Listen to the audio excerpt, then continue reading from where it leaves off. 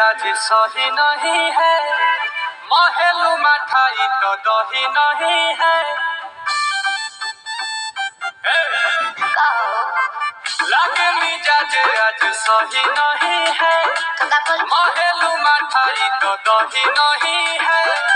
पानी में चीनी जैसे घोले राजा जी, घोले राजा जी।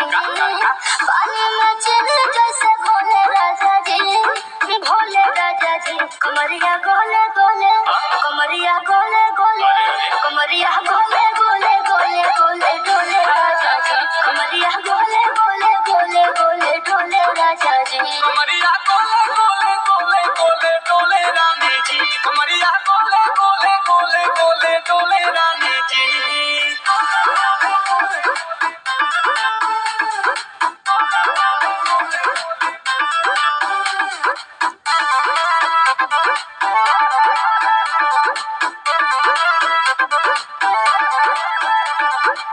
लागलू ऐठे आ कोहरा में बैठे, करे करे जा धक्का धक। कहेलू झूठे की जाला न उठे, होखेला हमारा कसक। घटना सुनो ना ये जी सैया, दवा हमरे जी सैया। फटाफट ला दो जाके ओ मेरे ले जी सैया। बातें को मीठी मीठी बोले राजा जी, बोले राजा जी।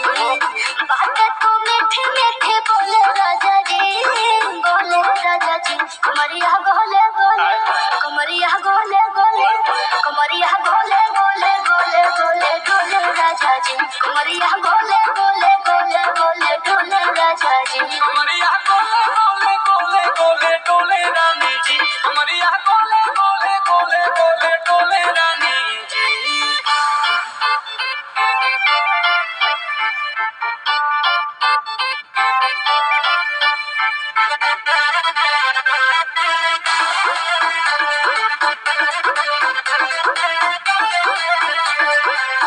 एहो हसीना इशारों के बिना, सीना से जलुआ के शॉट होला ए रानी गरम जवानी।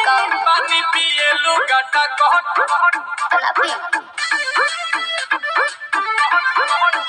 या कमरे में चलो जरा सा मोहब्बत मानो, कि तुम हो सीधे साधे तुम्हें हूँ चमक छलो। आओ बाबा तो होले होले राजा जी, होले राजा जी।